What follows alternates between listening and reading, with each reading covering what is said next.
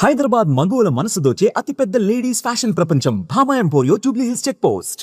ఈ రోజు మన విశిష్ట అతిథి డాక్టర్ యలమంచిలి శివాజీ గారు.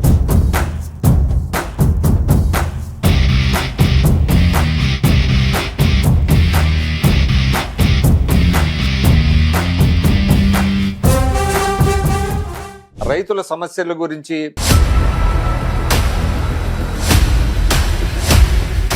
అంటే మీరు ఎమర్జెన్సీలో అరెస్ట్ అయ్యారు,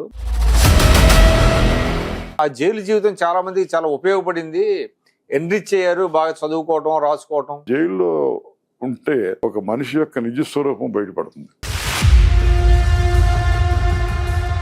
మొదటి నుంచి కూడా యాంటీ కాంగ్రెస్ రాజకీయాలు నడిపారు కదా, ఉన్నవాడు. ఎందుకు కారణం ఏంటి? యాంటీ కాంగ్రెస్ గా ఉంటే ఎన్టీఆర్ లో మీకు నచ్చిన క్వాలిటీస్ ఏంటి? ఎమోషనల్ మ్యాన్ ఆయన. అంటే క్యాపిటల్ ఎక్స్పెండిచర్ కి నిధులు తగ్గిపోతున్నాయి. మోడీ ఏం చెప్పాడు? విదేశాల్లో దాచుకున్న డబ్బు కూడా తెప్పిస్తానన్నాడు. ఇప్పుడు ప్రభుత్వాలు అచ్చంగా పారిశ్రామికవేత్తల కోసం పనిచేస్తున్నాయి. దానికోసం మేమంతా రాజకీయాల్లో ఉండాలి.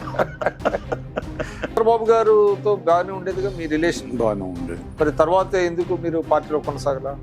94లో ఏం జరిగిందంటే 94లోనేమో రెండు సీట్లే ఉన్నాయి. కానీ మీకు రాజశేఖర్ రెడ్డి కూడా బాగానే ఉండేవాడు మీతో. నేను ఉండగానే మన్మోహన్ సింగ్ చెప్పాడుగా, శివాజీ ఈజ్ వెరీ నాలెడ్జబుల్, ఈ సర్వీసెస్ షుడ్ బి యూటిలైజ్డ్ అని చెప్పాడు. చిరంజీవి గారు పెట్టిన ప్రజారాజ్యంలో కూడా కొన్ని సలహాలు చేద్దామని వచ్చాడు. ఏదో ఊరిని పార్ట్ టైం గా కాసేపు కూర్చుని నడుపుదామంటే కుదరదు కదా. ప్రెజెంట్ పాలిటిక్స్ మీద ఏమున్నాయండి? పాలిటిక్స్ ఏమున్నాయి?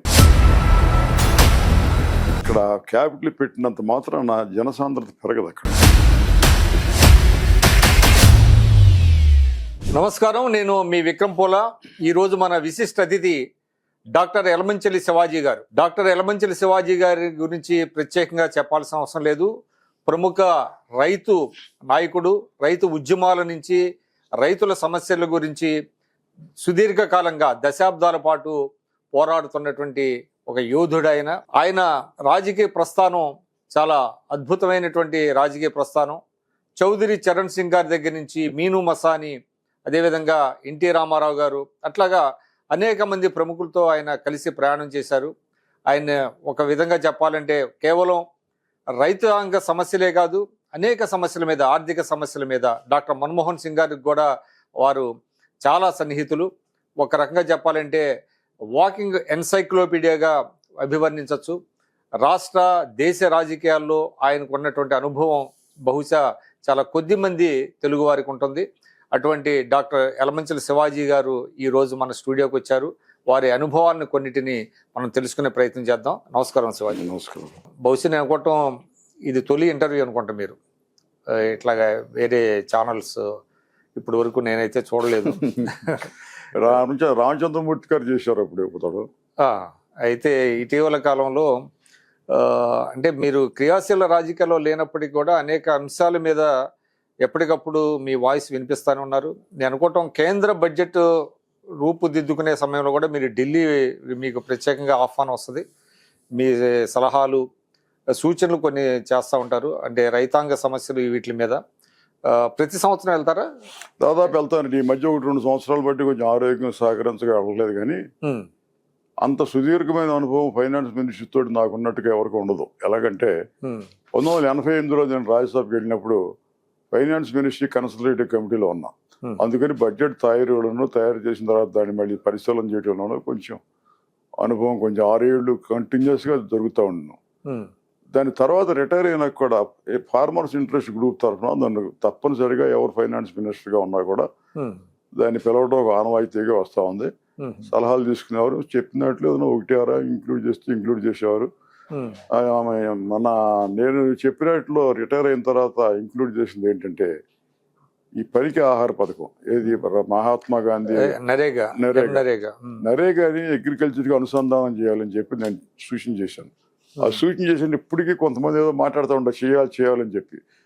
నేను చేసిన సూచనని మన యశ్వంత్ సిన్హా ఫైనాన్స్ మినిస్టర్గా ఉన్నప్పుడు దాన్ని యాక్సెప్ట్ చేసి ఒప్పుకున్నారు దాన్ని.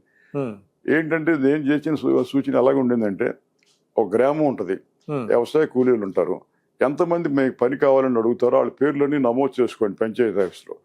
నమోదు చేసుకుని ఇట్లా శివాజీ గారి పొలంలో నాటేయాలి, లేకపోతే కోత కొయ్యాలి. వారికి ఒక 15 మంది కావాలి మనుషులు అంటే ఆ జాబితాలో నుంచి 15 మందిని ఇవ్వండి మీరు. ఇచ్చినాక maybe the farmer maybe asked అతన్ని వాళ్ళకి ఇవ్వాల్సిన కూలీని అతని దగ్గరే వసూలు చేయండి రైతు దగ్గర నుంచి. మర్నాడు ఎప్పుడో మీకు విక్రమ్ గారి చెవిలో ఇంకో పని ఏదైనా ఉంటది, దానికి కావాలంటే ఇవ్వండి, దానికి మీరే ఇస్తారు, దానికి వేజెస్ ఇచ్చినందువల్ల ఏమవుతుందంటే ప్రభుత్వం వారు వెచ్చించే డబ్బుతోటి మరింత విస్తృత స్థాయిలో ఎక్కువ మందికి ఎక్కువ రోజులు పని దొరుకుతుంది. At the same time farmer కూడా నా వ్యవసాయ పనికి అసలు మనుషులు దొరకలేదు అనే ఇబ్బంది లేకుండా జరుగుతుంది. అయితే ఎవరన్నా దాంట్లోకి వచ్చేసి నేను విక్రమ్ గారి చెవిలో పనిచేయను, నేను శివాజీ గారి చెవిలో పనిచేయను అని చెప్పాడు అనుకోండి, ఆల్రెడీ మంచిది బాబు చేయకపోతే అంటే స్వచ్ఛందంగా నీ పేరు ఈ జాబితా నుంచి తీసేస్తున్నాం, ఇక నీ పని నువ్వు చూసుకో, ఇక ఆటో తోడుకో. అంటే ఇప్పుడు ఉందండి లేదా ఇప్పుడు వ్యవసాయ రంగానికి అనుసంధానం అయి ఉందా ఎమ్నరేగా? అనేగా అది మాకు గ్రౌండ్ లెవెల్లో సరిగా అమలు జరుగుతూ ఉన్నట్లేదు. అమలు చేసినట్టయితే బాగుంటుందని ఆ రోజు సూచన చేశారు, వాళ్ళు యాక్సెప్ట్ చేశారు కూడా. ప్రతిసారి ఈ డిమాండ్ అయితే వినిపిస్తుంది. నేను ఇప్పుడు చెప్పిందని ప్రాక్టికల్ గా ఎలాగ చేయాలో కూడా చెప్పాను కదా, అది అలాగా. అంటే మీరు అంటే కేంద్ర బడ్జెట్ రూపకల్పనలో మీలాంటి వ్యక్తులు కొన్ని వర్గాలు అంటే లాబీయిస్టులు అంటారా వాళ్ళని ఇప్పుడు 5-6 గ్రూపులు పిలుస్తారు. ఒకటి ఎకనామిస్టులు, 2 ఇండస్ట్రియలిస్ట్, ఫిక్కీ వాళ్ళు, అసోసియేషన్ వాళ్ళు, ఛాంబర్ ఆఫ్ కామర్స్ వాళ్ళు, 3 trade unions, 4 financial news papers రాసే వాళ్ళ గురించి ఒకటి పిలుస్తారు. లేకపోతే ఇక మా బట్టి అగ్రికల్చర్ ఫార్మర్స్ ఇంట్రెస్ట్ గ్రూప్ అని ఒకటి పిలుస్తుంటారు. దీంట్లో ఈ మీటింగ్లో దాంట్లో ఉన్న ప్రత్యేకత ఏంటంటే ఫైనాన్స్ మినిస్టర్ చూస్లో ఎవరి మినిస్టర్ హీ ఆర్ షీ కంపల్సరీగా వాళ్ళు హాజరవుతారు. వారితో పాటుగా రిజర్వ్ బ్యాంక్ గవర్నరు, ఇంకా నాబార్డు వాళ్ళు, ఇంకానేమో మరి మిగతా ఫైనాన్స్ మినిస్ట్రీ మొత్తం సరంజామా అంతా, ఏది economic adviser, chief economic adviser, expenditure department అందరూ వచ్చి పార్టిసిపేట్ చేస్తారు. అట్ ది సేమ్ వాళ్ళతో పాటుగా అగ్రికల్చర్ మినిస్ట్రీ వాళ్ళు, కామర్స్ మినిస్ట్రీ వాళ్ళు, ఇండస్ట్రీ మినిస్ట్రీ సెక్రటరీస్ కూడా పార్టిసిపేట్ చేస్తారు. అందువలన there is a fruitful and high level discussion in it. దాంట్లో ఒక 3 గంటలు మీ సలహాలు సూచనలు తీసుకునేవారు. నేను రైటింగ్ ఇచ్చేవాడిని, తర్వాత చెప్పేవాడిని, ఎక్స్ప్లెయిన్ చేసేవాడిని, యాక్టివ్ గా ఉండేవాడిని. సార్ ఒకటి నాకు తెలిసి దేశంలో ఫస్ట్ రైతు రుణమాఫీ అనేటువంటి ఒక కాన్సెప్ట్ వెనక మీరున్నారనేది కూడా అంటారు. అప్పుడు దేవిలాల్ కనుక అప్పుడు ఏం జరిగిందంటే నేషనల్ ఫ్రంట్ లో దాంట్లో మేనిఫెస్టోలో ఇది పెట్టాం. అక్టోబర్ 2వ తేదీ 1989 నాటికి ఎవరైతే రుణాలు 10,000 రూపాయల రుణాలు బాకీ పడ్డారో వాళ్ళ రుణాలు రద్దు చేయాలని చెప్పి పెట్టాం. సాధారణంగా ఏం జరుగుతుంది, మేనిఫెస్టోలో చాలా సంగతులు చెబుతారు కానీ ఎన్నికలు అయిపోయిన తర్వాత ఆ మేనిఫెస్టో కట్టకట్టి పైన పడేస్తారు, ఎవడు చూడరు దాన్ని. దాన్ని బయటికి లాగి అయ్యా మనం చెప్పాము దీన్ని అమలు చేయాలి. విపి సింగ్ గారు ప్రధానమంత్రి, మన దేవిలాల్ ఉప ప్రధాని, మధు దండావతి గారు ఫైనాన్స్ మినిస్టర్. చేసిన తర్వాత దానికి ఈ లోపల నేను వెళ్ళిన తర్వాత 88లో ఇది 89లో ఎలక్షన్ జరిగిన తర్వాత దానికి ప్రిల్యూడ్గా ఏం చేసామంటే రామదారితో చెప్పి మహానాడు దొరుకుతుంది విజయవాడలో.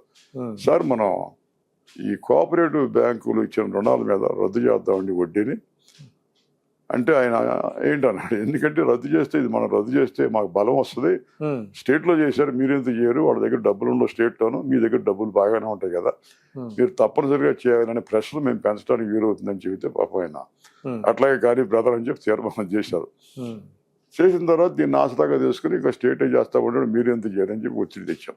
ఒత్తిడి తెచ్చిన దాంట్లో ఏం చేశారు, 10,000 రూపాయలు వడ్డీతో 10,000 రూపాయలు అయినాడికే తప్పితే పెద్ద మిగతా ఇతరులు లేదన్నారు. అది ఎట్లాగండి మీరు, నేను 8,000 తీసుకున్నప్పుడు 8,000 తీసుకుంటే కట్టలేకపోయా, ఈ 3 ఏళ్ల మట్టి వడ్డీ కలుపుకుంటే అది 15,000 అయింది. అందుకని ఆయన అంత మాత్రం నీకు చల్లదా, అలాగా కాదు మరి ఎవరికి ఎంత తీసుకున్నా సరే ఒక 10,000 రూపాయలు రిలీఫ్ ఇద్దాం. దాంట్లో ఆ రిలీఫ్ లో ఏం జరిగింది, ఇంకొక అంశం ఏంటి, బంగారం తాకట్టు పెట్టినాడు, ఇది తీసేయమన్నాడు. తీసేయమంటే నేను దాని మీద పెద్ద యాగి చేశాను. ఎలాగ చేశానంటే, ఎందుకు పెట్టాడు బంగారం, వాడి దగ్గర దస్తావేజ్ ఆల్రెడీ పెట్టేశాడు, తనఖా పెట్టడానికి వాడి దగ్గర ఏమి లేదు, there is no other go. అందుకని పెళ్ళ మెళ్ళ పుష్టిని కూడా తీసుకొని తాకట్టు పెట్టాడు. అందు గురించి అది తీసేయాలంటే ఎట్టాగ మీరు అని చెప్పి అక్కడ ఉత్తరాదిలో బంగారం తీసుకెళ్ళి తాకట్టు పెట్టడం అనేది బ్యాంకులో లేదు. అది దక్షిణాదిలో ముఖ్యంగా ఆంధ్రప్రదేశ్, తమిళనాడులో ఉంటుంది. అది కేరళలో కూడా పెట్టలేదు. ఒప్పుకోలేదు దండవతి కాదు.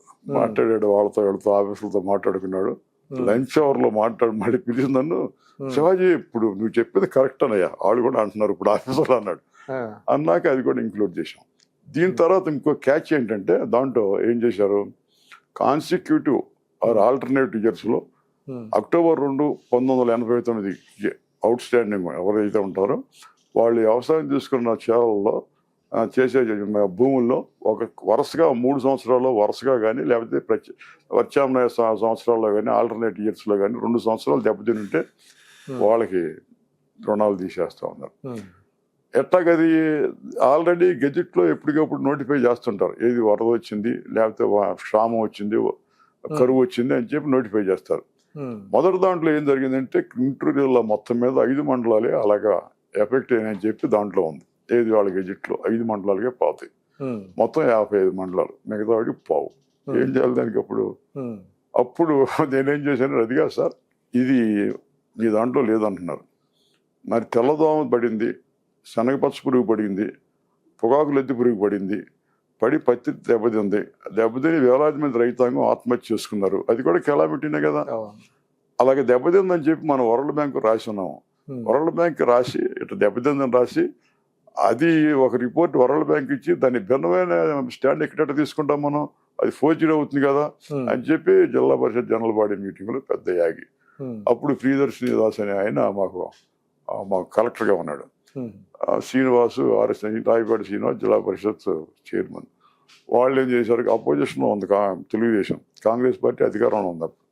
సరే దీనికి ఒక కమిటీ వేద్దాం, కలెక్టర్ గారు ఆయనకి joint director of agriculture Guntur జిల్లా, 3 CPO chief planning officer Shivaji కలిపి ఒక కమిటీ ఉన్నారు.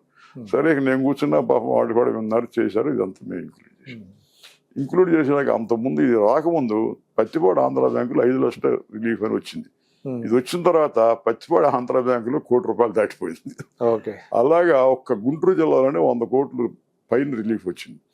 100 కోట్లు పైన రిలీఫ్ వచ్చిన తర్వాత దీని తర్వాత ఇంకొక డైమెన్షన్ ఏంటంటే మా కోఆపరేటివ్ షుగర్ ఫ్యాక్టరీస్ ఉన్నాయి. జంపంలో ఒకటి, గురదాల్లో ఒకటి.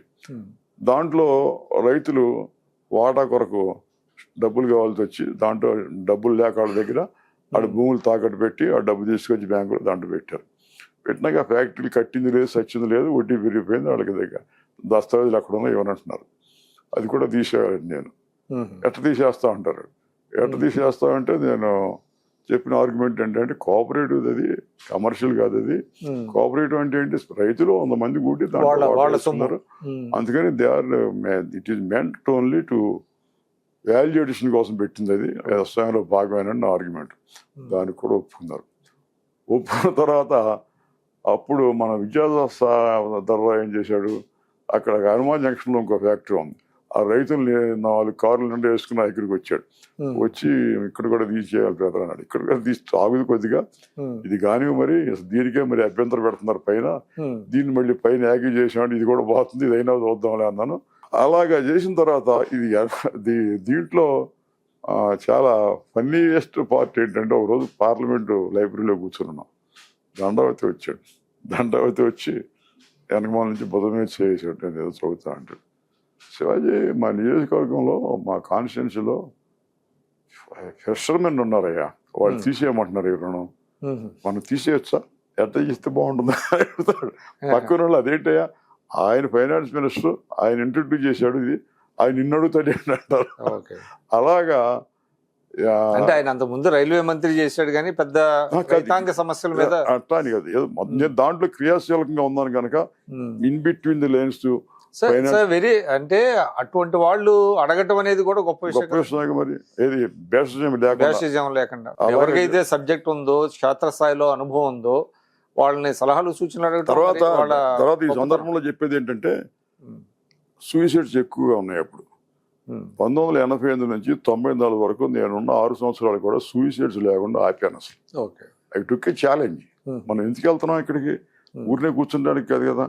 పెళ్ళం మెళ్ళలో తాకట్లే, బంగారం లేకుండా, తాడిపొట్టు లేకుండా పసుపు తాడుతో తిరుగుతున్నారు వీళ్ళు. వీళ్ళు బంగారం తీసుకొచ్చి ఇవ్వకపోతే మనం ఎందుకున్నట్టు అక్కడ రాజ్యసభలోను అని చెప్పి ఒక దీక్ష పోని అది చేసాము. మళ్ళీ 94లో నేను రిటైర్ అయిన తర్వాత మళ్ళీ విత్ రెవెంజ్ఫుల్ కమ్ బ్యాక్ మళ్ళీ వచ్చినాయి suicides.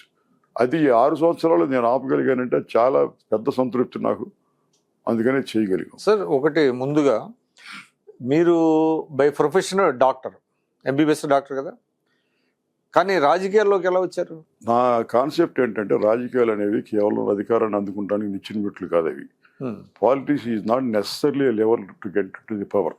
It is the indispensable means to pursue, to enrich, to preserve and to transfer to the human generation. భావితరాలకి మరి మానవ విలువలను పెంపొందించి భద్రపరిచి భావితరాలకు అందించడమే రాజకీయాలకు లక్ష్యం.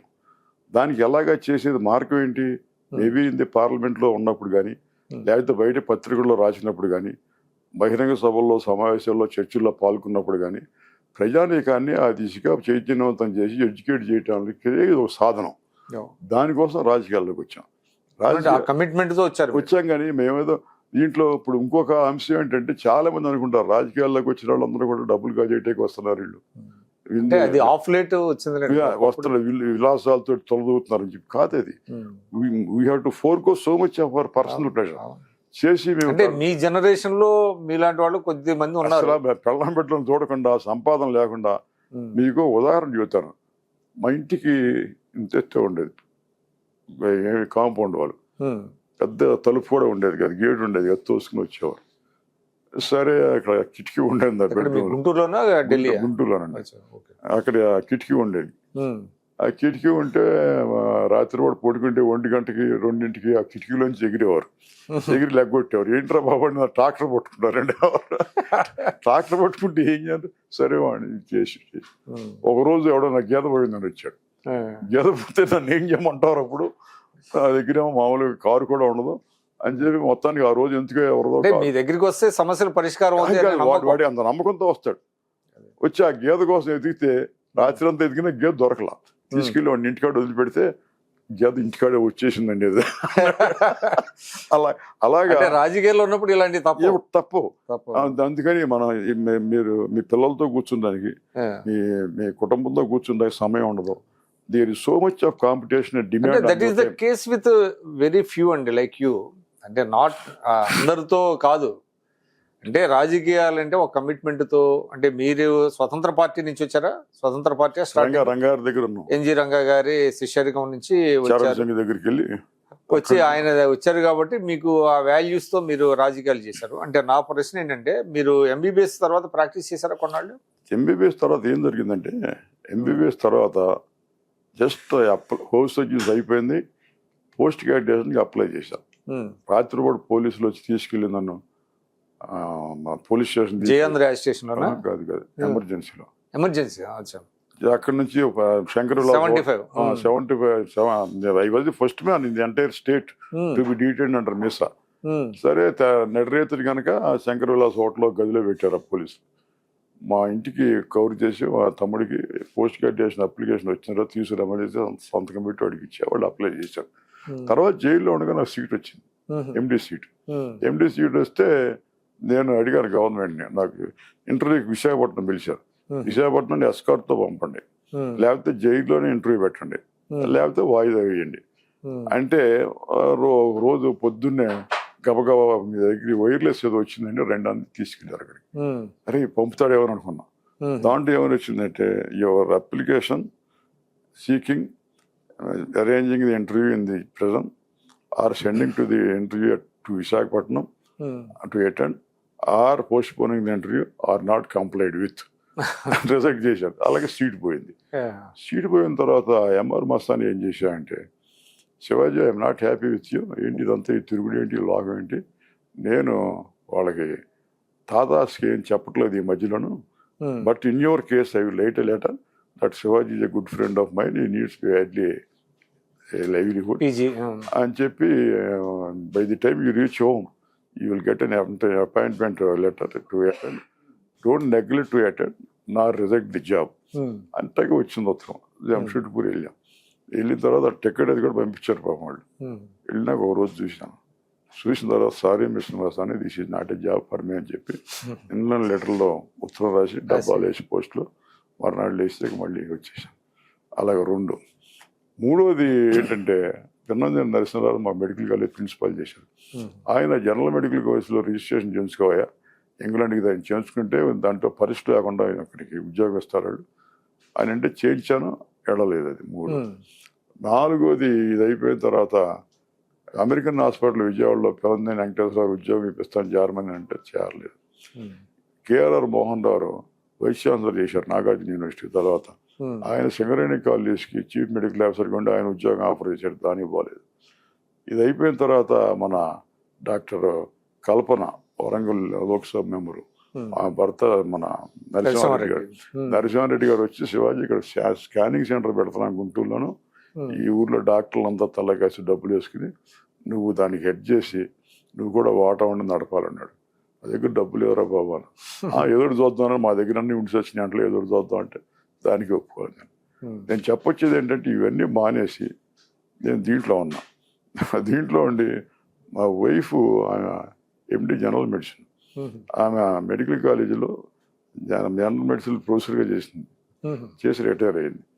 ఆమె కూడా ఇంటికి వచ్చినాక వేరే ప్రైవేట్ ప్రాక్టీస్ కానీ ఇంకో పేషెంట్ని చూడటం కానీ ఏం పెట్టుకోకుండా are energies are used only to treat the patients in the general hospital. ఇంటికి వచ్చినాక మాకు ఏదో ఇబ్బందిగా ఉంది, నాకు కడుపులో ఇబ్బందిగా ఉంది, గుండెలో ఇబ్బందిగా చూడబట్టి రాదు, మీరు కూడా గవర్నమెంట్ హాస్పిటల్ ఏమైనా చూస్తాను అక్కడ అంటది. అలాగే నడిచింది. ఒక డెడికేటెడ్ గా మీరు ప్రజాసేవకి అయ్యారు. అంటే ఒక చిన్న లైటర్ వేలో చెప్తున్నా, అంటే మీరు ఎమర్జెన్సీలో అరెస్ట్ అయ్యారు. ఆ సమయంలో దాదాపు 18 నెలల ఎమర్జెన్సీలో 18 నెలలు. అది ఆ జైలు జీవితం చాలా మందికి చాలా ఉపయోగపడింది, ఎన్రిచ్ అయ్యారు, బాగా చదువుకోవటం రాసుకోవటం. అంటే నాకు ఎందుకంటే రాజకీయ ఖైదీలుగా పరిగణించి మంచి ఫెసిలిటీస్ ఇచ్చేవాళ్ళు అనేవాళ్ళు. పెద్ద ఫెసిలిటీస్ అని కాదు కానీ 400 రూపాయలు ఇచ్చేవారు రోజుకి డేటా. 400 రూపాయలు పెట్టి ఇప్పుడు దాంట్లో ఒక 50 మంది ఉన్నాం అనుకోండి, 50 మందికి కలిపి 220 రూపాయలు 210 రూపాయలు వచ్చి అది పెట్టి ఉప్పు చింతపండు బియ్యం అని తెప్పించుకుని వంట చేసుకుని అక్కడ భోజనం చేసి తినాలి. సరే ఏదో మనసం అదే ఉండేది అనుకుంటే పడుకుంటాకి దాంట్లో పెద్ద పెద్ద వాళ్ళతో సాంగత్యం ఏర్పడింది. నేను రాజమండ్రి జైల్లో మాకు ఎవరు ఉండేవారు, మాగ్నేని బసవపన్న గారు ఉండేవాడు, స్టాల్ వార్ట్ ఆఫ్ సిపిఎం థియరిటీషియన్. ఆయన కాకుండా దాంట్లో అక్కడ జూపుడి యజ్ఞాని గారు ఉండేవారు, తర్వాత పివిఎన్ రాజు గారు, డాక్టర్ పివిఎన్ రాజు గారు ఉండేవారు, తర్వాత మన కొల్లా వెంకయ్య గారు ఉండేవాడు, మాదల నారాయణ స్వామి గారు ఉండేవారు, తర్వాత ఇంకా మరి చేరు మోసిన నక్సలైట్లు దాంట్లో మన నెక్కలపూడి రామారావు గారు, తర్వాత బుడే, వీళ్ళంతా ఉండేవారు. వెంకయ్యనాయుడు గారు కూడా ఉన్నట్టున్నాడు. వెంకయ్యనాయుడు మా దగ్గర లేడు, నెల్లూరులో ఉన్నాడు, సేపట్లో నెల్లూరులో ఉన్నాడు.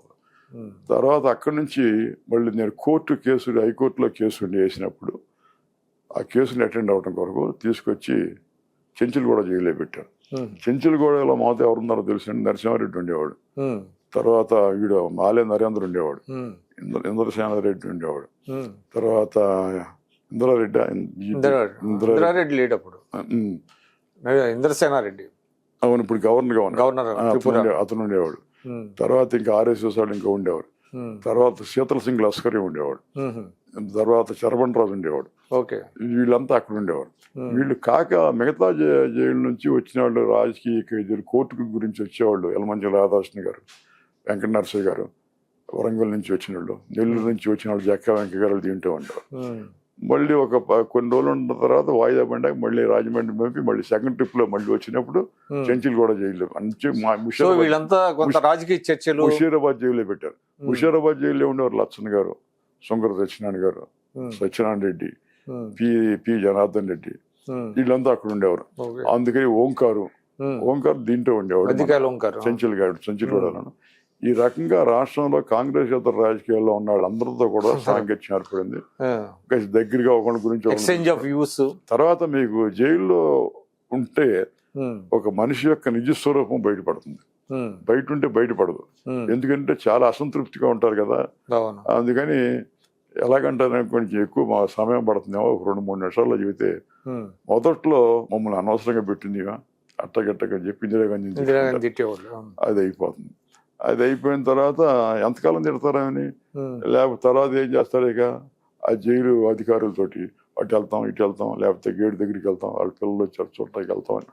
అది సాగదు. వాడు అన్న ఎక్కువ మనం మాట్లాడితే మన ఉత్తరాలు కట్ చేస్తాడు, ఇంటర్వ్యూలు కట్ చేస్తాడు, అందుకని సాగుతుంది జరుగుతుంది. ఇక థర్డ్ స్టేజ్ ఏంటంటే మనలో మనం పోటాడుకోవటం అవుతుంది.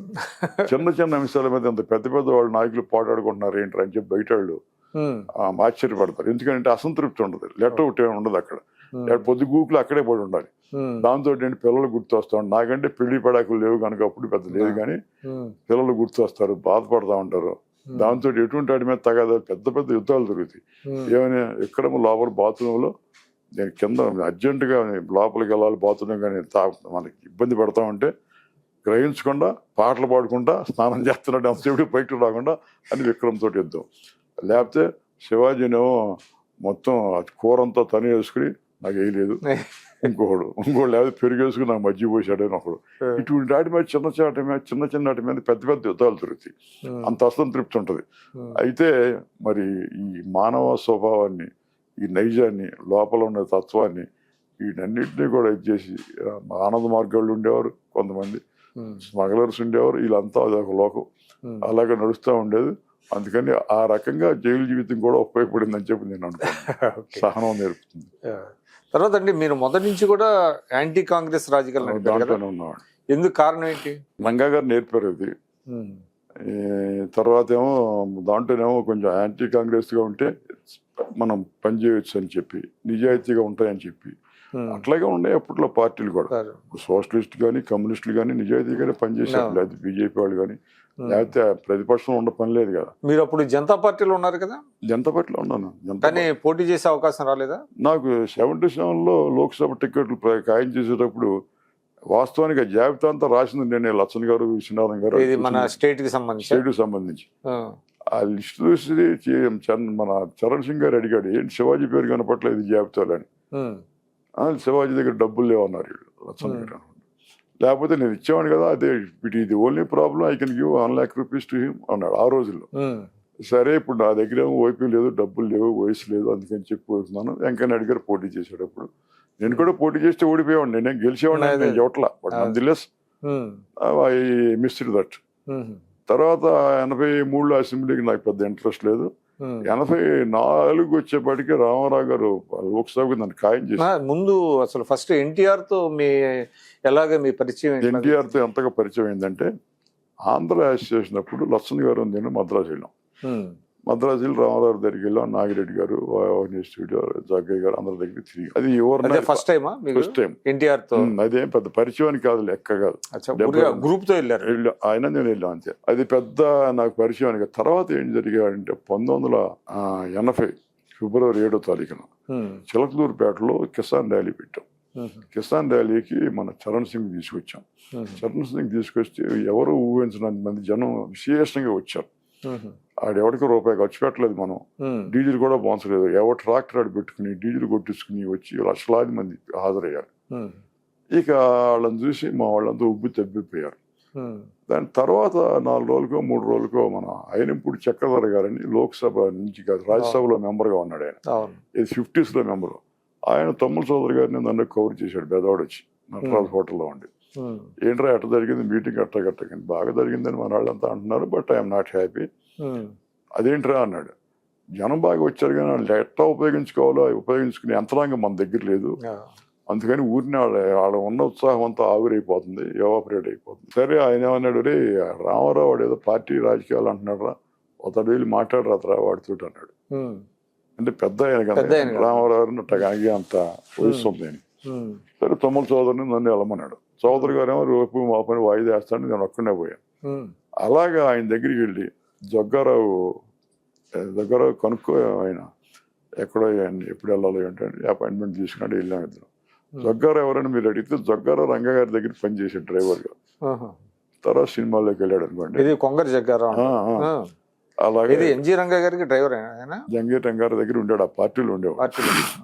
సరే అలాగా మొదట్లో వెళ్ళా. అందుకని రామారావు తర్వాత కూడా అనేవాడు, అందరిలోకి ముందు వీడు వచ్చాడు, శివాజీ వచ్చాడు నా దగ్గరికి, నేను ఎవరో ఏంటో తెలియదు, మేబీ ఐఎమ్ ఏ చీట్, అయినా కూడా నా మీద నమ్మకంతో వచ్చాడని చెప్పి ఆయన ఉండేది. అయితే రెండో భాగం ఏంటంటే వీడు తలకాయ ఎగరేస్తాడు చెప్పినట్టు, వీడికి డిసిప్లిన్ లేదు, పచ్చ చొక్కా వేసుకోమంటే వేసుకోడు. మిమ్మల్ని అనేవాడు ఆయన. ఆ, ఏంటి బ్రదర్ పెద్ద మేధావిని అంటాడు, పచ్చ చొక్కా వేసుకోడు అని. అది వేసుకునేవాడు కదా. చేసుకునేవాడిని కాదు, ఏముందులేండి దాంట్లోనే. సరే, ఆయనకి అట్లా 2 రకాలుగా ఉండేది. ఆయనకి హేట్ అండ్ లవ్ రిలేషన్ అంటారే, అలాగా. అంటే ఆయన మీకు 84 లో ఆఫర్ చేశారా? 84 లో లోక్సభ ఆఫర్. ఏది, ఎక్కడి నుంచి? గుంటూరు నుంచి.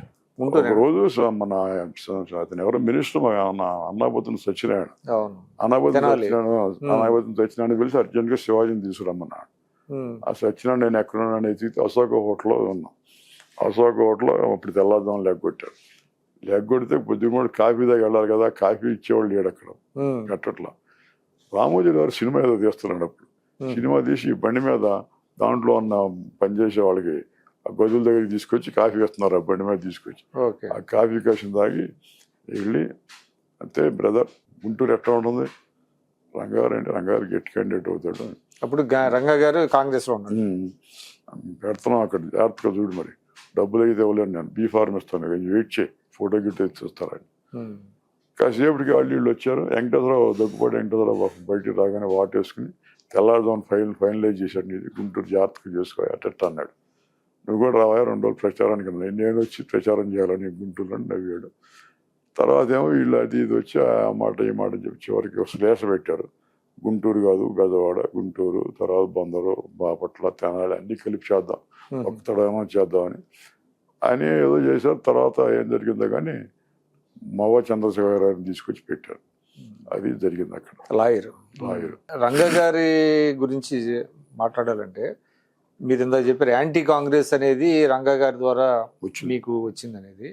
అంటే యాంటీ కాంగ్రెస్ ని రంగా గారు తన శిష్యులందరికీ బోధించి ఆయన వెళ్ళి కాంగ్రెస్ లో కలవడం అనే దాన్ని ఎలాగ అర్థం చేసుకోవాలి? 1971లో ఎన్నికలు జరిగితే దేశం అంతా కూడా ఓడిపోయారు వీళ్ళు.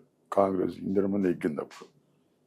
నెగ్గితే ఇందిరమ్మ నెగ్గడానికి కారణం ఏంటంటే వీళ్ళ దగ్గర కలిసింది ఈ ఫ్రంట్ కి ఒక కామన్ మినిమం ప్రోగ్రాం లేదు.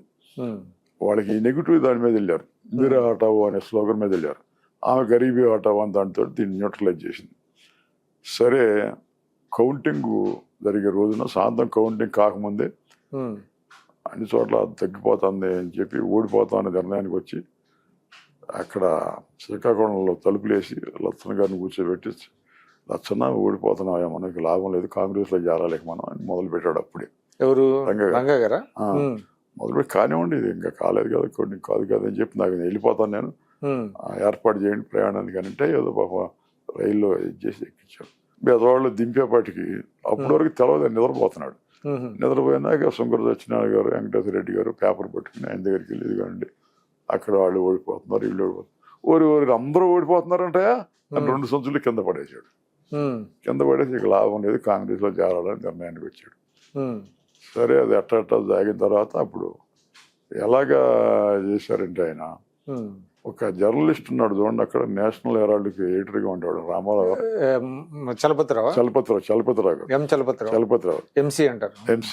ఎంసీ ద్వారా ఇందిరాగాంధీని కలిశాడు. ఈయన ఎవరో తెలుసు కదా. కలిసిన తర్వాత మొత్తానికి ఆమె ఉంది ఇక్కడ జాగ్రత్త అంటే, వెళ్ళి మీ ఊర్లో జారండి, మీ నేటివ్ ప్లేస్ ఇక్కడ కాదులేమంది. బెదవాడు వచ్చాడు ఆయన. బెదవాడు వచ్చి బెదవాడలో వీరరాఘవ నాయుడు ఎవరో ఉన్నాడు టౌన్ కాంగ్రెస్ ప్రెసిడెంట్ గా. ఆయన దగ్గరికి వెళ్ళి 4 పావుల సభ్యత్వం నేను చేరతాను అంటాడు.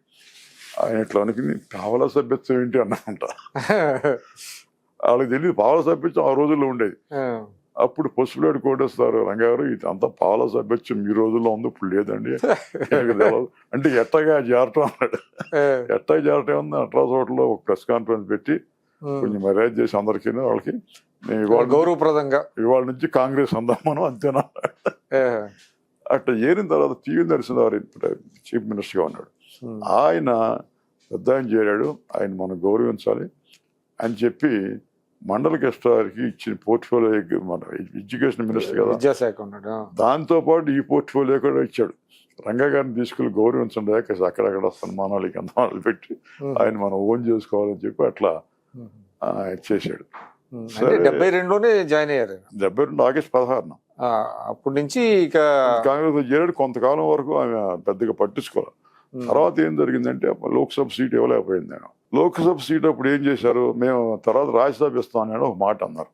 అన్న తర్వాత ఈ కాంగ్రెస్ ఈ పరిణామాలు, ఇందిరామ్మ ఓడిపోవడం, కాంగ్రెస్ ప్రెసిడెంట్ గా ఈ లోపల బ్రహ్మానంద రెడ్డి గారు వచ్చారు. అక్కడ బ్రహ్మానంద రెడ్డి గారు వచ్చిన తర్వాత మళ్ళీ రాజ్యసభ సీట్ వచ్చేవాటికి బ్రహ్మానంద రెడ్డి గారు రాజ్యసభ సభ్యుడిగా ఉన్నాడు. అంతకుముందు రాజీనామా చేశాడు, లోక్సభ సభ్యుడిగా ఎన్నికయ్యాడు కనుక.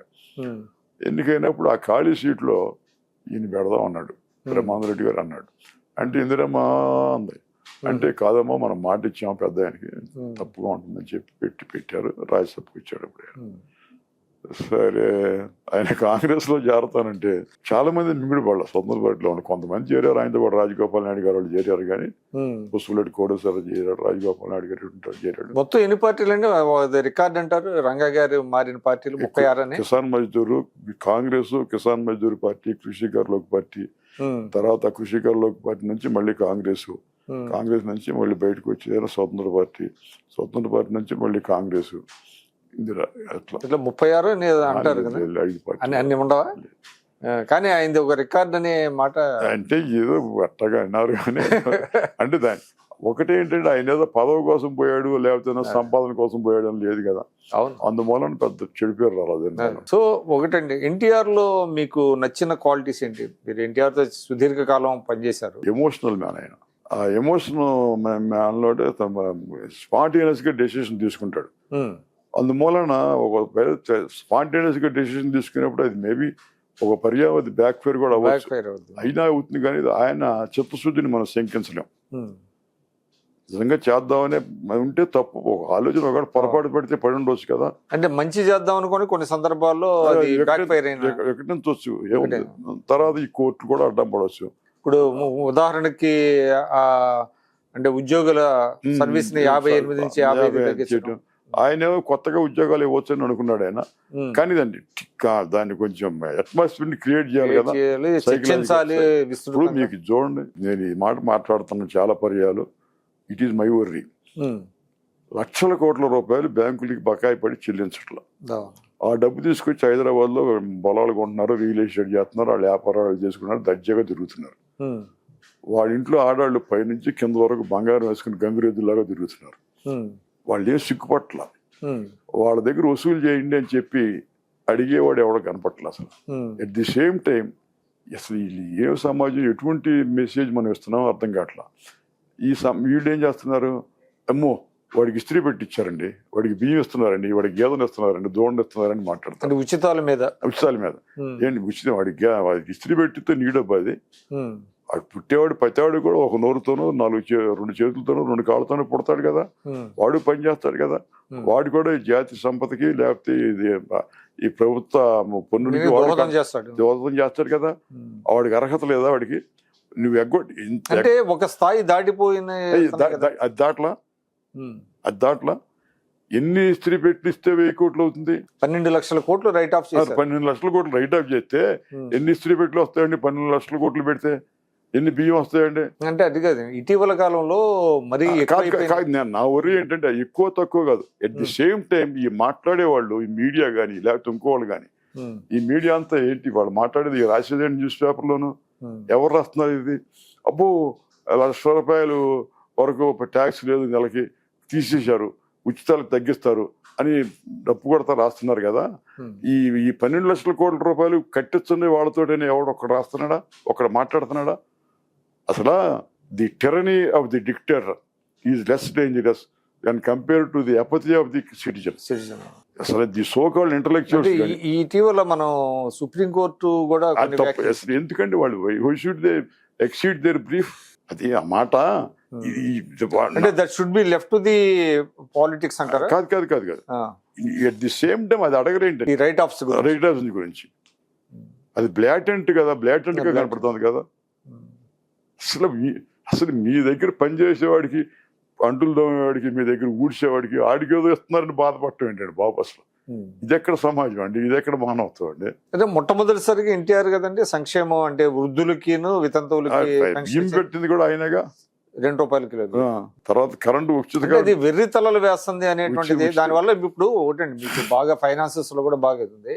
అంటే క్యాపిటల్ ఎక్స్పెండిచర్ కి నిధులు తగ్గిపోతున్నాయి.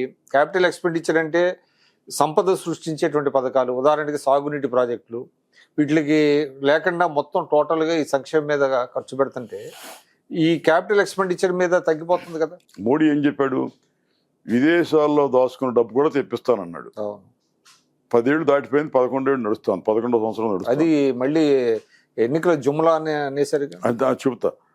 అట్ ది సేమ్ టైమ్ ఈ బ్యాంకులకి డబ్బు తీసుకుని ఎగ్గొట్టి కట్టగలిగిన వాళ్ళు, శక్తి ఉన్న వాళ్ళు కూడా కట్టకుండా ఉంటే వాళ్ళ దగ్గర వసూలు చేయడం అడ్మినిస్ట్రేటివ్ మ్యాటరే కదా. దానికి ఏం చట్టం చేయాల్సిన పని లేదు కదా. బ్యాంకులు టైటన్ చేయొచ్చు కదా. బ్యాంక్స్ వాళ్ళు కొల్యూడ్ అయిపోతుంటారు వాటితోటి.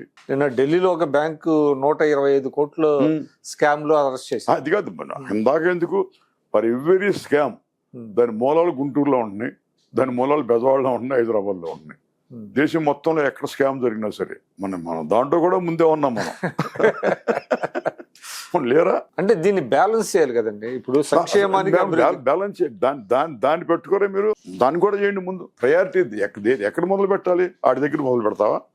పేదవాడి దగ్గర ఆడి జోలికి వెళ్ళవా? వాడికి లోక్సభ సీట్ ఇస్తావా? వాడిని చట్టం చేయడానికి తీసుకుని పక్కన కూర్చోబెట్టుకుంటావా?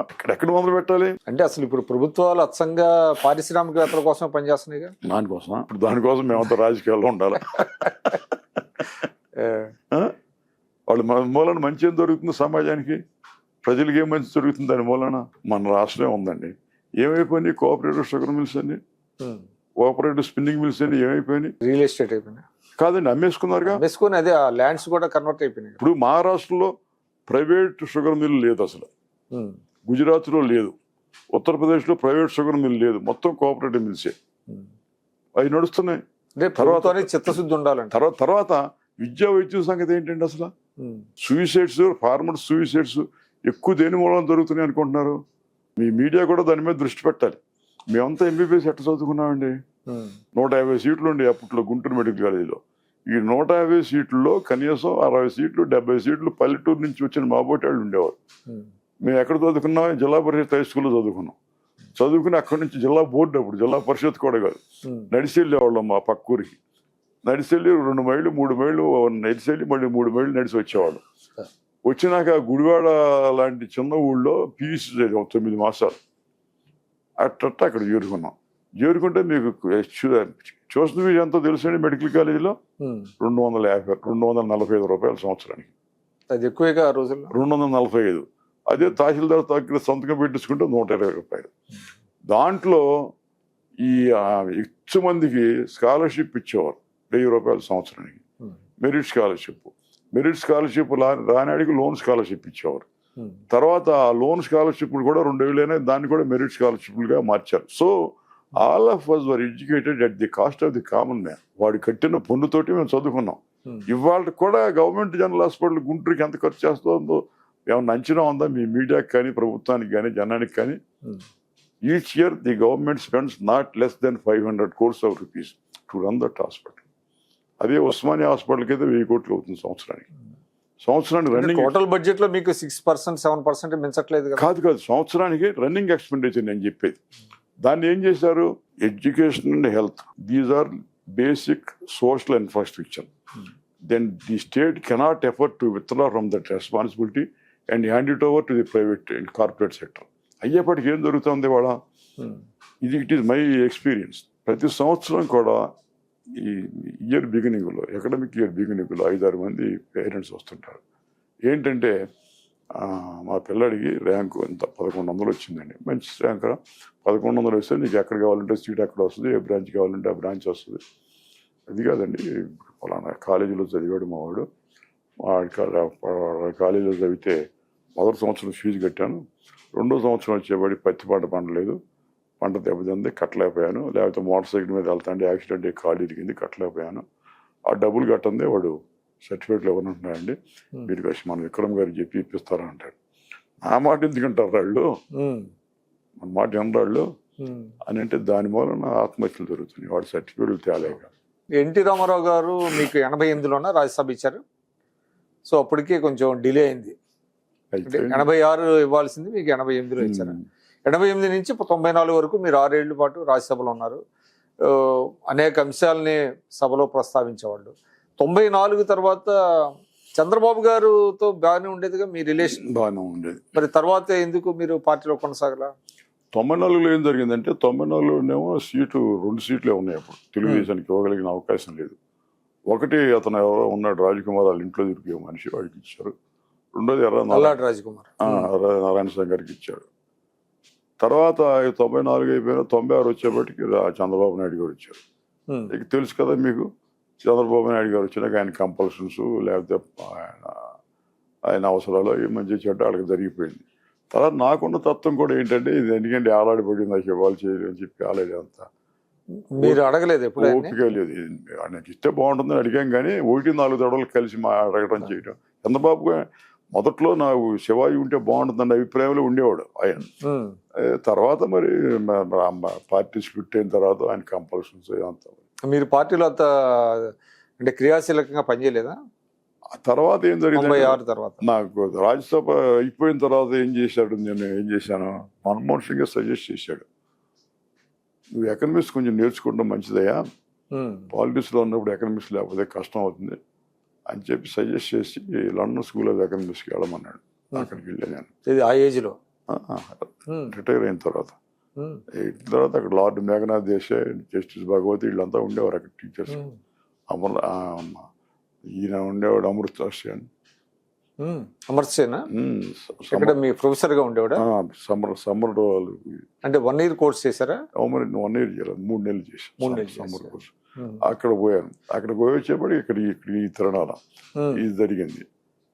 సరే ఇది జరిగిన తర్వాత రామారావు ఏం చేస్తాడు మరి, మేమంతా మీరు ఎట్టున్నారు అప్పుడు? నేను అక్కడ out of the same scene లో ఉన్నా కానీ బట్ చంద్రబాబు మీదే ఉంది ఇప్పుడు అభిమానం, అటాచ్మెంట్ కూడా చంద్రబాబుతోనే ఉంది. ఎందుకంటే మీరు ఎన్టీఆర్ వివాహాన్ని వ్యతిరేకించారా? అసలు నేను I was the only fellow, ఆమెను గెలవలా నేను ఎప్పుడు, లక్ష్మీభారతి. సో అయినా కూడా మీరు తర్వాత అంత దీంట్లో లేరా, తెలుగుదేశంలో క్రియాశీలకంగా లేరా? 96 తర్వాత ఉన్నా కానీ ఆయన ఇవ్వలేదు. అంటే మీ అనుభవాన్ని పార్టీ గుర్తించలేదా, ఉపయోగించుకోలేదా? అంటే అప్పుడు వాళ్ళ అవసరాలు ఇట్లా అతను ఎవరు 3 వచ్చిన అనుకుంటా అప్పుడు తెలుగుదేశానికి. వైస్రాయ్ హోటల్ అతను ప్రభాకర్ రెడ్డి, శ్రీరామచంద్రయ్య తర్వాత వచ్చాడు. మొదటి బ్యాచ్ లో లక్ష్మీప్రసాద్, ఎర్లగడ్డ. మూడోదేమో ఆమె జయప్రద. ఈ ముగ్గురికి ఇచ్చినట్టున్నారు. వెంకటేశ్వర ఏమో అవతల రామారావు పార్టీ నుంచి ఆయన వచ్చాడు. అలా సో అప్పుడు మిస్ అంటే 98లో వచ్చేప్పటికి ఓ పెద్ద ఫార్స్. జిల్లా పరిషత్తులో కానీ లేకపోతే గుంటూరు కృష్ణా జిల్లా కానీ ఎమ్మెల్యేలు అంతా ఎన్నో కానీ శివాజీకి ఇస్తే బాగుంటుందని అభిప్రాయం. ఎడ్లపాడి వెంకటరావు నేను కూడా వచ్చి చెబుతాను అన్నాడు. అని ఎప్పుడు వచ్చాడు, రేపు నామినేషన్లో లాస్ట్ డేట్ అనగా ఇవాళ రాత్రి సాయంత్రం జన్మభూమి ఎక్స్ప్రెస్లో వచ్చాడు. అంటే 8-7 అవుతుంది ఇప్పుడు. మర్నాడు ఏమో వాళ్ళు కలవలేకపోయాడు. మర్నాడు పొద్దున్నే వెళ్ళి ఆయనకే చెప్తాను, అదొక ఇంట్రెస్టింగ్ టాపిక్. మర్నాడు పొద్దున్నే వెళ్ళి కూర్చున్నాడు అక్కడ, బొట్టు పెట్టుకున్నాడు, పై పెంచేది బాగా వేసుకున్నాడు, ఫైల్ పట్టుకున్నాడు. ఎట్టగాను కూర్చున్నాడు. నేను ఇంకొక ఆయన వెళ్ళాం. ఆయనే పెళ్లి కొడుకై కూర్చున్నాడు. ఆయనే నామినేషన్ ఏంటంటే ఆయన అభ్యర్థి. నీకు జీవితాన్ని మీరు ఊహించలేదా? నేను మీకు జీవితాన్ని వచ్చానయ్యా, వస్తే మరి నన్నే ఉండమన్నాడు. సరే నేను ఉండమన్నాను. సరే మరి ఓటర్స్ లిస్ట్ కావాలి, తెచ్చుకున్నావా, ఎక్స్ట్రా తెచ్చుకున్నాను అన్నాడు. తెచ్చుకుంటే మరి ఇప్పుడు కొత్తది తెచ్చుకోవాలి, పాత పని కాదని, కొత్తదే మొన్న తీసుకున్నాను, ఒక వారం రోజులు అన్నాడు. అంటే వీళ్ళు మొన్న కొంచెం మొబ్బులో పెట్టి వాళ్ళ ప్రయత్నం వాళ్ళు చేసుకున్నారు. సో ఆయనకు వచ్చింది, అట్లా మిస్ అయింది మీకు. తర్వాత పరిస్థితులు మారిపోయినాయి. సో మీకు ఆ రిపెంటెన్స్ ఉందా, కేవలం ఒక్కసారి మాత్రమే చేయగలిగాను అంటే బాగుండేది? నేను ఒక తడవ చేసినా కానీ 10 తడవలు చేసిన వాళ్ళకన్నా ఎక్కువ పని చేశాను నేను. నాకేదో ఇప్పుడు అంచె ప్రాసలతో పని చేస్తాను చెప్పడం చేత కాకపోవచ్చు, లేకపోతే నేనేమి ఆక్స్ఫర్డ్ డిక్షనరీ చదవలేదు, నేను మామూలు అండి. ఎద్దు వ్యవసాయం, మేము ఇది యువతలు చూడండి, మట్టి బొమ్మలకు జట్టు కట్టి మహారణానికి దండు నడిపిన శాలివాహనులాగా ఎద్దు వ్యవసాయం, పత్తి రైతులు, లేకపోతే ఇంకోటి అంతలా టీఎన్ శాసన కూడా నేను కోర్టుకి ఇచ్చి దొక్క తీసి పారేసాను. మీరేసారా? కేసు వేసారా? కేసు వేసి ఏం జరిగిందంటే పత్తి రైతులు ఆందోళన చేస్తున్నాం. 96లో పత్తి రేట్లు పడిపోతున్నాయి, ఆత్మహత్యలు జరుగుతున్నాయి. దీనికి ఒక 5 లక్షల వేలు పత్తి ఎగుమతి చేస్తే, వరంగల్లో బాగా జరిగినట్టు చెబుతానండి, 5 లక్షల వేలు పత్తి ఎగుమతి చేస్తే కొంత ఉపశమనం ఉంటుంది, రేటు పెరుగుతుందని చెప్పి రాశాను. రాస్తే అప్పుడు టిఆర్ సుబ్రహ్మణ్యం దాంట్లో సెక్రటరీ ఫైనాన్స్ సెక్రటరీ అక్కడ ఢిల్లీలోను ఢిల్లీలో. టిఆర్ సుబ్రహ్మణ్యం తర్వాత క్యాబినెట్ సెక్రటరీ చేశాడు, కానీ అప్పట్లో సెక్రటరీ టెక్స్టైల్ మినిస్ట్రీ. ఓకే. వాళ్ళు ఒక 5 లక్షల బేళ్ళు పత్తి ఎగుమతికి అనుమతించారు. అనుమతించి లోపల ఎలక్షన్ నోటిఫికేషన్ వచ్చిందని ఆ కాగితాన్ని వాళ్ళకి పంపించారు ఎలక్షన్ కమిషన్కి, రాటిఫికేషన్ పంపించి నాకు ఈయనేం చేశారు, TN Seshan chief election commissioner, ఇది ఎలక్షన్ నోటిఫికేషన్ వచ్చింది కనుక it vitiates the atmosphere, election అట్మాస్ఫియర్ని విషియేట్ చేస్తుంది, ఆపుదాం అని ఎలక్షన్ ఎబియన్స్ లో పెట్టారా? ఎవిడెన్స్ లో పెట్టాడు. సరే నేను ఉత్తరం పెట్టాను, రెస్పాండ్ కాలేదు అతను. ఫోన్ చేద్దామని ప్రయత్నం చేశారు, ఫోన్ చేస్తే ఫోన్ ఎత్తలే అతను. ఎత్తపోతే మన తెలుగు ఆయన ఇంకొక ఆయన జీవీజీ కృష్ణమూర్తి ఉన్నాడు, ఆయన తర్వాత గిల్లు అని ఇంకొక ఆయన ఉన్నాడు, ఎస్ఎస్ గిల్ ఐఏఎస్ వీళ్ళిద్దరితో మాట్లాడే ఫోన్లో. గిల్లు అన్నాడు, శివాజీ వీళ్ళు లాభం లేదా, మళ్ళీ ఏమన్నా లోక్సభకు నువ్వు వస్తే అప్పుడు వింటాడేమో, వీళ్ళు లేకపోతే వీడు అన్నాడు. ఆ సేమ్ లెటర్ నేను కాపీ ప్రభాశంకర్ మిశ్రా పంపించాను. ప్రభాశంకర్ మిశ్రా పంపిస్తే వాడు అందింది లెటరు ఎల్లుండి పోస్ట్ చేశాడు దాన్ని కోర్టులో. కోర్టుకి పిల్లి కింద ట్వీట్ చేసి పిలిచాడు. ఇట్లా ఇట్లా ఊగుతా కుర్చీలోను డిక్టేట్ చేశారు యాజ్ ఇంటీరియర్ అన్నమాట. Election commission abdicated their responsibility to the whims and fancies of the government of India textile ministry abdicated their responsibility to the whims and fancies of this election commissioner. He acted like a bull in Chinese shop. వాడి ఎత్తా ఆపుతానంటాడు, when people are dying committing suicide. Shivaji ఉత్తరం రాసి ఉన్నాడు. అప్పుడు భూకంపం వస్తుంది, భూకంపం వస్తే ఆ బాధితుల్ని ఎలక్షన్ వచ్చింది అప్పటి వరకు మేమేం చేయమంటావు నువ్వు, ఏం మాట్లాడుతున్నావు నువ్వు, డ్యామ్ డూమ్ అని చెప్పి వాడు 10 పేజీలు ఇంటీరియర్ మాట డిక్టేట్ చేశాడు. డిక్టేట్ చేస్తే అది మీ వాళ్ళు అప్పుడు కిస్ట్రా ఉండేవాడు, ఆర్వి కిస్ట్రా దూరదర్శన్లో జానపాడు లంచ్ అవర్లో చెమటలు గొక్కకుండా కిస్ట్రా గారు అక్కడికి వచ్చాడు కోర్టుకి. వచ్చి శివాజీ గారు వాడు శాసన ఫోన్ చేశాడు నాకు, ఫోన్ చేసి తిడుతున్నాడండి, నిజంగా వచ్చాడు ఆర్డర్ ఎవడాడిచ్చింది, లేకపోతే నువ్వే చెప్పావా టీవీలోను, అబద్ధం చెప్పావు నువ్వు, డ్యామ్ డూమ్ అని తిడుతున్నాడండి, నన్ను చంపేస్తున్నాడు, ఆ కాపీ ఇవ్వకపోతే నన్ను బతకనివ్వడాడు అని.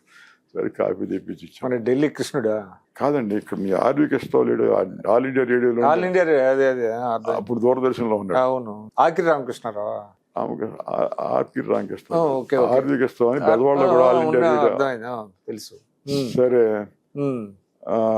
తర్వాత TN Seshan he didn't dare to go for an appeal. That judgment stands good. ఇవాళ కూడా. తర్వాత ఇట్లాగే మళ్ళీ స్టేట్ గవర్నమెంట్ ఏదో డైరెక్షన్ ఇచ్చి తర్వాత ఎలక్షన్లో ఇప్పుడు ఆపమంటే చంద్రబాబు నాయుడు గారు చెప్పారు. ఎందుకంటే నేను కోర్టులో అప్పుడు వేసాను, అదే అధికారం లేదు వాళ్ళకి, ఆ జడ్జిమెంట్ మళ్ళీ అతను రివ్యూ కూడా వెళ్ళలేదు, అతను రివ్యూ అప్పీల్ కూడా వెళ్ళలేదు అతను చెప్పి, కానీ వీళ్ళు వెళ్ళే దమ్ము లేదు వీళ్ళకి. But the TN Seshan was so powerful, all powerful at that time. he prefers to go, not to go. Okay. So రైతుల తరఫున మీరు చేసిన పోరాటాలు చాలా ఉన్నాయి. శివాజీ గారు, అంటే మీ రాజకీయ జీవితంలో మీరు మొట్టమొదటి నుంచి కూడా కాంగ్రెస్ కి వ్యతిరేకంగా ఉంటూ వచ్చారు, కానీ మీకు రాజశేఖర రెడ్డి కూడా బాగానే ఉండేవాడు, మీతో పార్టీలో కూడా రమ్మని ఆహ్వానించాడు. ఆయన నేను ఉండగానే మన్మోహన్ సింగ్ చెప్పాడుగా, శివాజీ ఈజ్ వెరీ నాలెడ్జబుల్, ఈ సర్వీసెస్ షుడ్ బి యూటిలైజ్డ్ అని చెప్పాడు. మీకు అప్పుడు ఇంట్రెస్ట్ లేదా? మీరు కొన్నాళ్ళు చిరంజీవి గారు పెట్టిన ప్రజారాజ్యంలో కూడా కొన్ని సలహాలు ఇచ్చామండి. మెంబర్షిప్ తీసుకోలేదు కానీ సలహాలు ఇచ్చారా? చిరంజీవి కూడా పాపం చేద్దామని వచ్చాడు, ఏదో అప్పుడు మళ్ళీ నాకు బైపాస్ జరిగింది ఒకటి, తర్వాత కంటిన్యూటీ లేకుండా పోయింది. రెండోది అతను కూడా పాపం అతనికి కూడా పెద్ద మెచ్యూరిటీ లేకుండా పిలిచేస్తలాగా చేసి సారేసాడు గజిబిజిగా. తర్వాత ఒకటి రామారావుకి అతనికి ఉన్న తేడా ఏంటంటే, రామారావు చెప్పాను నేను అక్కడ మీటింగ్ లో కూడా, రామారావు రథం ఎక్కాడు, పెళ్లి జరిగింది బాలకృష్ణ చిన్నాడిది రామకృష్ణ తిరుపతిలో. ఆ పెళ్లికి వెళ్ళా, ఆ పెళ్లి కూతురు చూడాలి ఆయన. పెళ్లి చేసుకున్నాక ఇప్పుడు వాళ్ళు తీసుకొచ్చి వ్యాన్ దగ్గర చూపించారు. అలాగే లేదు కదా, వీడు అంత ఏదో ఊరిని పార్ట్ టైం గా కాసేపు కూర్చుని నడుపుదాం అంటే కుదరదు కదా. అంటే మొత్తం ఆయన టోటల్ డిటాచ్ అయిపోయినట్టున్నాడు, మొత్తం ఆస్తులన్నీ పిల్లలకి రాసి కాదు కదా. అసలు ముందు ఒక విశ్వాసం కలగాలిగా జనానికి, completely his energies are used for the society, public. అది రామారావు చేయగలిగాడు అది. సో ఇప్పుడు మీరు ప్రజెంట్ పాలిటిక్స్ మీద ఎలా ఉందండి ఆంధ్రప్రదేశ్లో ఈ ఇప్పుడు ఉన్న రాజకీయాల మీద మీ ఏమున్నాయండి పాలిటిక్స్ ఏమున్నాయి, ఉమ్. ఏముంది తేడా ఏముంది? అంటే మీరు గుంటూరు జిల్లా వాళ్ళు కదా, అమరావతి క్యాపిటల్ అనేటువంటిది దానివల్ల ఆ ప్రాంతం కానీ అదంతా అభివృద్ధి చెందేటువంటి అది అవకాశం. కాదండి అసలు. ఇప్పుడు ఏంటంటే అది బెదవాడికి గుంటూరుకి మధ్య హైవే ఉంది కదండి. అవును. హైవేకి 1 కిలోమీటర్ 2 కిలోమీటర్ల లోపలికి వెళ్ళి పెడితే సరిపోయేది. ఉమ్. అంత దూరం వెళ్ళారు ఇది. ఉమ్. అంత దూరం వెళ్ళేపాటి హీ కాదు షీ కాదు ఇట్టన్నట్టుగా 50 కిలోమీటర్లు అది బెదవాడికి కానీ గుంటూరుకి కానీ. ఉమ్. అయిపోయినాక అక్కడ క్యాపిటల్ పెట్టినంత మాత్రాన జనసాంద్రత పెరగదు అక్కడ. ఉమ్. ఎలాగ పెరగదంటే ఇప్పుడు మీ ఏరియా అంతా ఉందండి. ఉమ్. ఈ ఏరియా నుంచి శేర్లింగంపల్లి లేకపోతేనేమో గండిపేట ఇంకా శంషాబాదు అక్కడ వరకు, లేకపోతే అక్కడ సెక్రటేరియట్ నుంచి అటు తీసుకుంటే మారేడుపల్లి సైనిక్పురి ఇవన్నీ తీసుకుంటే ఈసీఎల్. కొంపల్లు ఇటన్నీ తీసుకుంటే వీళ్ళు ఎవరికి కూడా సెక్రటేరియట్ తోటి పని ఉండదు. ఉమ్. ఇప్పుడు ఎకనామిక్ యాక్టివిటీ లేకుండా ఉమ్. వాళ్ళకి ఉపాధి సౌకర్యం లేకుండా అక్కడ జనం తరలి వెళ్ళరు అక్కడ. ఉమ్. ఇప్పుడు కడుతున్నారు కదా, అన్ని కడతా ఉన్నారు. కట్టడం ఉండటానికి కాదు, ఏం చేస్తారండి అక్కడ వాళ్ళు? ఉమ్.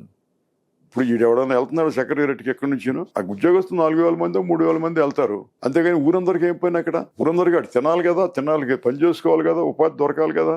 ఈ కాంట్ ఈక్వేట్ క్యాపిటల్ వచ్చేస్తే మొత్తం మారిపోతుందని కాదు అసలు. ఉమ్. ఇప్పుడు మీకు నేను వెళ్ళి చూసి వచ్చాను. ఇది మన వ్యవహారం మొదలుపెట్టినాకే 10 ఏళ్ళ నాడు గాంధీనగర్ వెళ్ళి చూసి వచ్చాను. ఉమ్. గాంధీనగర్లో ఇది గుజరాత్ 2 తడవలు వెళ్ళి అక్కడికి. సాయంత్రం పూట 5 దాటితే పిట్ట దొరకరండి అక్కడ రాజనగర్లో. టీ బండి కూడా ఉండదు. ఇప్పుడు అక్కడ ఏం కావాలి? అక్కడ ఉండటానికి సౌకర్యం ఉండటానికి ముందు వాడు ఏదో సంపాదించుకోవడానికి అవకాశం ఉండాలి సంపాదనకి. రెండోది అక్కడ సోషల్ ఇన్ఫ్రాస్ట్రక్చర్ లైక్ ఎడ్యుకేషన్, పిల్లలకి హాస్పిటల్, లేకపోతే కొంచెం సోషలైజేషన్ ఇవన్నీ ఉండాలి అక్కడ. అవన్నీ రావాలి కదా. ఇప్పుడు మీకు నగరం ఎవడు కడతాడండి? నైజాం కట్టాడు ఈ నగరం, లేకపోతే మద్రాసు కట్టారా? తనంతట తను డెవలప్ అవ్వాలి. నగరం ప్రజలు కడతారు. ఇప్పుడు నీకు కావాల్సింది నువ్వు తీసుకో, కట్టుకో. నీకు కావాల్సిన సెక్రటేరియట్ కట్టుకో, హైకోర్టు కట్టుకో, లేకపోతేనేమో మరి అసెంబ్లీ కట్టుకో, మరి మీకు క్వార్టర్స్ కట్టుకో. అంతేగాని మొత్తం నేను నగరం ఎవరు నిర్మిస్తారండి? ప్రపంచ చరిత్రలో నియంత్రణలు కానీ లేదా చక్రవర్తులు కానీ మరి ఏ దేశంలో అయినా సరే నగరాన్ని నిర్మించారు అసలు? ఇప్పుడు మీకు ఇక్కడ కట్టారండి, సెక్రటేరియట్ కొట్టుకున్నారు మీరు. ఈ ల్యాండ్ అంతా ఉంది, ఇక్కడ మీకు పొలం ఉంది ఇంకో 4 ఎకరాలు. మీరేం చేస్తారు? 4 ఎకరాలు ఊరుకోత కదా, ఇక్కడ వచ్చిందరా అని చెప్పి వెంటనే మీరు అక్కడ బిల్డింగ్లు కట్టేస్తారు. కట్టాడు డబ్బులు లేవనుకోండి, అతను ఎవరో మన ఊర్లో ఉన్నాడు సినిమా ఆయన మురళీమోహన్ డెవలప్మెంట్కి ఇస్తారు. డెవలప్మెంట్కి ఇస్తే ఆయన కడతాడు. అట్టాగే కట్టేస్తారు. కట్టేసి వాటి అందరికీ వస్తాయి. అవి బెదవాడ గుంటూరు కలిసిపోయి. అట్లాగే మీకు కావాల్సింది మీరు తీసుకుని కట్టుకుంటే ఒక రకంగా ఉండను.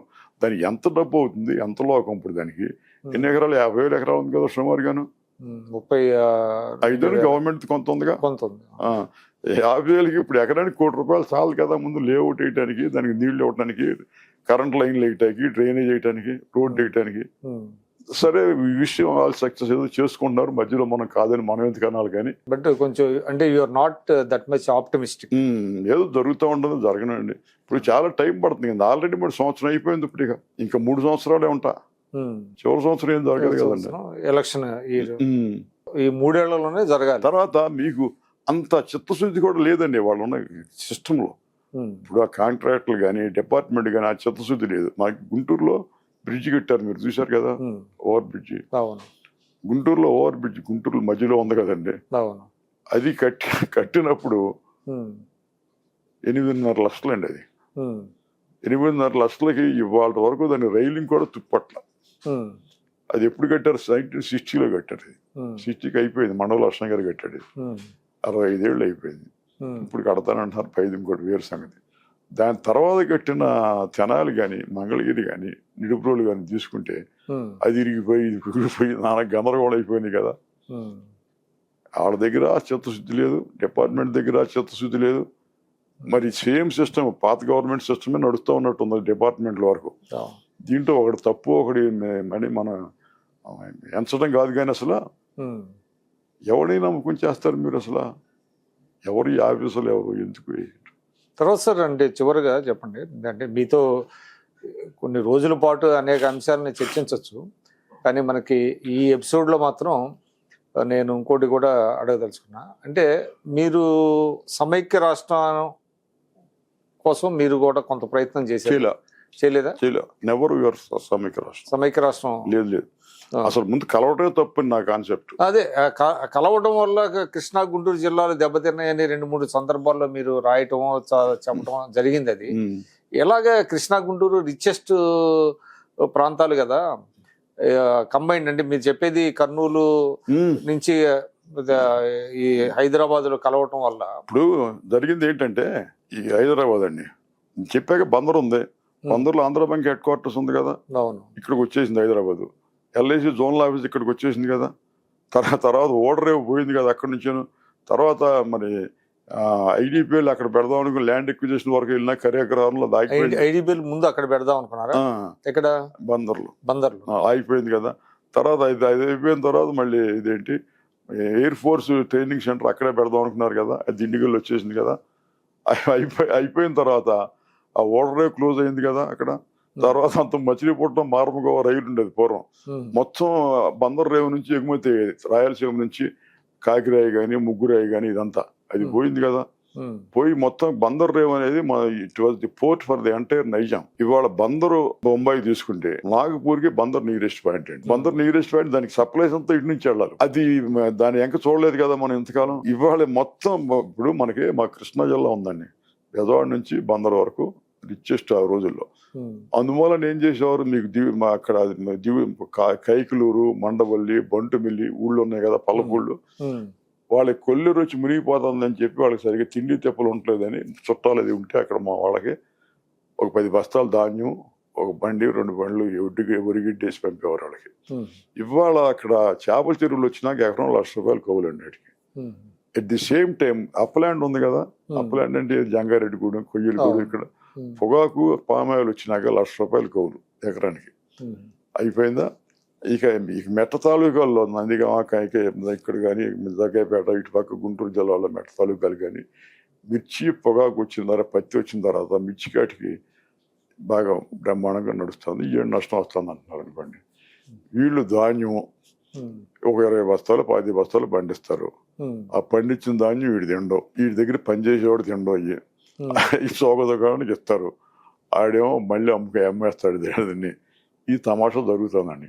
జరిగేకేదో ధాన్యం పండించడం, మొరబెట్టేసుకోవడం, బియ్యం దానికి పచ్చడి కలుపుకోవడం, తినడం, లేకపోతే కొంచెం మజ్జిగ పోసుకోవడం తప్పితే అక్కడ ఉన్న sugar factory, Challapalli sugar factory మూసేశారు, జంక్షన్ షుగర్ ఫ్యాక్టరీ మూసేశారు, తర్వాత హనుమాన్ జంక్షన్ మూసేశారు, మరి స్పిన్నింగ్ మిల్స్ మూసేశారు. అసలు ఏం మిగిలింది అక్కడ? అంటే మీకు కృష్ణా జిల్లా నాయకత్వం సంబంధత లేదు, నాయకత్వం లేదు. తర్వాత ఇప్పుడు ఇది అలాగే ఉండగా మొత్తం ఊళ్ళన్నీ ఖాళీ అయిపోయినాయండి, డెజర్టెడ్ ఊళ్ళన్నీ. అసలు మనుషులు లేరు ఊళ్ళో. ఎవరు ఉంటున్నారంటే ఓల్డ్ పీపుల్ ఉంటారండి. 70 ఏళ్ళు వచ్చినాడు, 80 ఏళ్ళు, నా వయసు. తెలంగాణలో కూడా అదే పరిస్థితి అనుకోండి చాలా జిల్లాల్లో. తర్వాత రెండోది ఆడు కాబట్టి 10th క్లాస్ తప్పితే అక్కడ ఉంటాడండి. 10th క్లాస్ పాస్ అయితే వచ్చేస్తాడు. Old people and good failed people ఉంటున్నారు అక్కడ. పొద్దున్నే ఫోన్ చేసి అడగాలి, ఎరా బాబు ఊళ్ళో అంతా బాగున్నారని చెప్పి. రాత్రి ఎవడ ఎగిరిపోయాడో తెలియదు. ఈ మధ్య కొంచెం కరెంట్ అది ఉంటుంది కానీ అంత ముందు కరెంట్ లేని రోజులు. అంటే మీ ఉద్దేశం ప్రకారం రాష్ట్రం కలవటం వల్ల ఇరిగిపోయింది, దెబ్బతిన్నామండి అక్కడ కృష్ణా గుంటూరు జిల్లాలు దెబ్బతిన్నాయండి. అంటే ఆ 2 జిల్లాలైనా మిగతా ప్రాంతం కూడా? ఆ 2 జిల్లాలు మైగ్రేషన్ అక్కడ మన గోదావరి జిల్లా నుంచి అంత మైగ్రేషన్ లేదు. మా వాళ్ళు కూడా వ్యవసాయంలో కొంచెం మిగులు వచ్చింది, వాళ్ళకి సేవింగ్స్ వచ్చినాయి. ఆ సేవింగ్స్ ని ప్రొడక్టివ్ యూటిలైజేషన్ ఉపయోగించాలి. డబ్బుని, ఆ డబ్బుని తీసుకెళ్లి సినిమాలు లేదా క్లబ్ పెట్టడం, పెద్దవాళ్ళు ఒక సినిమా తీయటం, ఇబ్రాహిం ప్రసాద్ ప్రసాదరావులు రామరెడ్డి సినిమాలు తీయటం, నాన్ ప్రొడక్టివ్ యూటిలైజేషన్ వెళ్ళింది. అది ఇండస్ట్రియల్ గా పెడితే 10 మందికి ఉపయోగపడేది. సో మొత్తం మీద చాలా అంశాలు మాట్లాడారు శివాజీ గారు. మళ్ళీ ఇంకొక ఎపిసోడ్ మనం చేద్దాము, ఎందుకంటే మీరు ఒక ఎన్సైక్లోపీడియా. అనేక అంశాలు, ముఖ్యంగా చరిత్ర, రాజకీయ చరిత్రకు సంబంధించి, నాయకులకు సంబంధించి మీ దగ్గర అద్భుతమైనటువంటి సమాచారం ఉంది. దాన్ని ఇంకొక ఎపిసోడ్లో నేను మళ్ళీ మిమ్మల్ని అడుగుతాను. ఈసారి వచ్చినందుకు చాలా ధన్యవాదాలు. ఇది డాక్టర్ యలమంచిలి శివాజీ గారు వెలిబుచ్చిన కొన్ని అభిప్రాయాలు. వారు ఒక వాకింగ్ ఎన్సైక్లోపీడియా. చాలా సబ్జెక్ట్ ఉంది ఆయన దగ్గర. అనేక మంది జాతీయ రాష్ట్ర స్థాయి నేతలతో ఆయనకు ఉన్నటువంటి అనుబంధం, ఆ చరిత్రకి సంబంధించినటువంటి అనేక అంశాలు. మళ్ళీ తిరిగి నెక్స్ట్ ఎపిసోడ్లో మళ్ళీ కలుద్దాం. నమస్కారం.